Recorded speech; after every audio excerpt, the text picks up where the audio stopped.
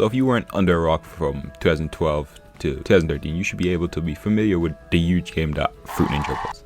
And when I say huge, it's an understatement. At its peak, it was the biggest game in the world. Other gaming companies making copies to get a piece of the pie, a ton of parody videos about the game was just made, and just the cultural impact the game had on the globe, it was just insane. So what happened to Fruit Ninja? The rise to fame. Fruit Ninja is a mobile game that has taken the world by storm since its release in 2010. Developed by Halfbrick Studios, a small Australian game studio, Fruit Ninja has become a culture phenomenon with over 1 billion total downloads and has a devoted following of fans.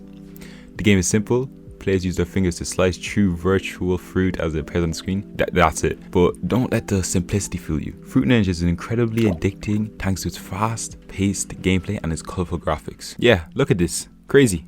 Fruit Ninja's rise to fame can be attributed to numerous factors. Firstly, the game is available on a wide range of platforms including iOS, Android, Windows, and even the Xbox 360.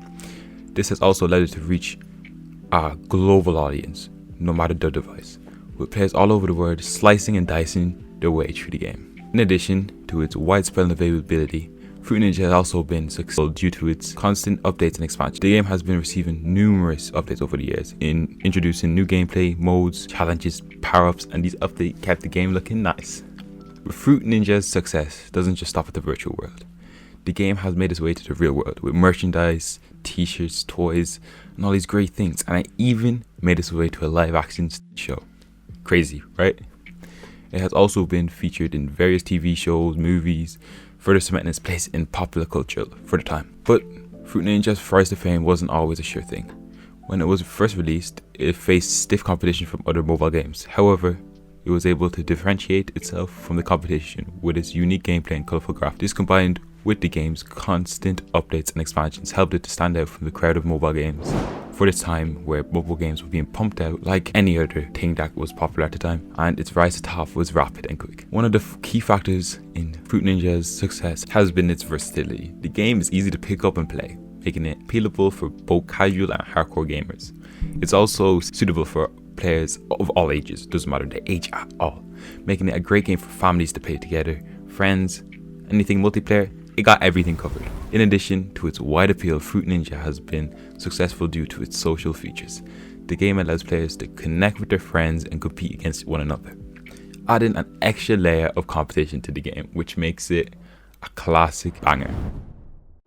The Fruit Ninja universe, or the fruitiverse, has some questionable games that are pretty decent, with some other games being better than others. Fruit Ninja Connect is, guess what? Connect enabled version of Fruit Ninja for Xbox 360. I know, crazy. And let me tell you, this was Fruit Ninja but with the Connect, obviously, so the game was able to track your body and you could use your hand to play. You could play co-op with your friends, and this was surprisingly fun to play. Look at him, he's having a great fun. I enjoyed it, and if you have a spare Xbox 360, Connect, the game, and 30 minutes of free time, it's definitely a must try. You should do it. Come on, do it, buy it. If you don't have it, buy it. I'm telling you now. So next up on the Fruitiverse, yes, I said Fruitiverse, not the Fruit Ninja universe. We had Fruit Ninja Frenzy, a Facebook game. Yeah, that sums it up. And up next, for the Fruitiverse, is Fruit Ninja Puss in Boots. Bizarre collaboration for a fruit cutting game and a Shrek character, but I can 100% see the Venn diagram intersection on this. Nice. Fruit Ninja, but Puss in Boots is here, yes.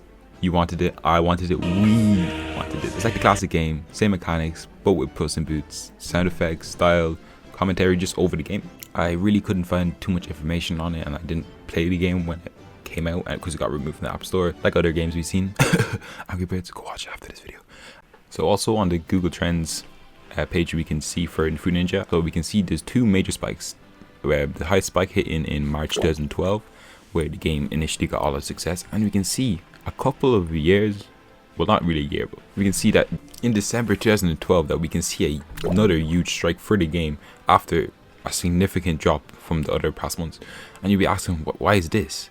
It's because that in December 17th 2012 that the game Fruit Ninja, originally costing money, was released for free, which reactivated it, bringing a whole new audience to the game, making it live a couple of years longer than it normally would without it costing money. It cost 99p at the start, and eventually being brought down to 0 and now costing, for the original game, 99p again. And for all of the other games in the Fruitiverse, Fruit Ninja Original Flash, Fruit Ninja for 10 cent, Fruit Ninja for K-Koi, I don't know if I pronounced that right, Fruit Ninja FX, Fruit Ninja FX2, Fruit Ninja Connect 2, Fruit Ninja Puss in Boots of Light, Fruit Ninja versus Skittles. What the hell is even Fruit Ninja versus Skittles? Well, you can't really go wrong with the fandom, Fruit Ninja fandom. Fruit and Skittles, all common fruits for replaced with Skit. No, I need to see game footage right now. To get freeze, it's frenzy, really what it seems to be. double points. Fruit Ninja Champions, Fruit Ninja Academy, Mat Master, Fruit Ninja VR, and Fruit Ninja. So after the success of the original game, unlike pulling Rovio, they did not make a bunch of spin-offs and other variation and collabs with the game. They just kept to one game for a couple of years, updated it, keeping it relevant for a couple of years, making sure it's relevant. But this may have caused the demise of the game, because with a lack of new features or major changes to the game, shaking it up a bit, it was a lack of interest that came with the game. Might have brought it down a bit, but with new launches, it gained those fans back. So obviously we can't talk about the original without talking about the sequel. Fruit Ninja 2 is a fantastic upgrade to the original game. The new power-ups, special fruits, just adds an extra layer of excitement that I enjoyed a lot. The gameplay, nice. The addition of multiplayer mode is a game changer, allowing you to compete against your friends, your buddies, anybody around you, co-op, everything for the top score. The new game modes such as boss battles, tournament plays, provides a greater challenge for experienced players. Don't play the game casually. However, the core gameplay remains the same as the original Fruit Ninja, but with the beautiful splash of mobileness coming from microtransactions. Here comes the money. Here we go. Money talk. Here comes the money. Money, money, money. Like always, to improve overall monetization of the game, making it a bit repetitive because you have to use the use of gems to buy boxes. So, you know, just what every mobile game does nowadays, making it necessary for you to buy stuff for the game. But overall, not a bad sequel for an original. Overall, the downfall of Fruit Ninja can be attributed to two main points. The game's developer, Halfbrick Studio, struggled to keep the game fresh and relevant. While updates were being released, they were not as frequent, substantial to keep players as interested as they would have, leading to the decline in interest, leading to them stopping to talk about the game, making the game less relevant. Because another game you may know, Jetpack Joyride, coming soon, started to take off and focus began to shift to the newer, more relevant titles under their brand. Finally, the rise of other gaming platforms such as console and PC games also contributed to the decline of Fruit Ninja. With so many options available, mobile gaming started to decline in popularity, and when mobile gaming went down, it brought Fruit Ninja along with it. So that answers the age-old question, what happened to Fruit Ninja?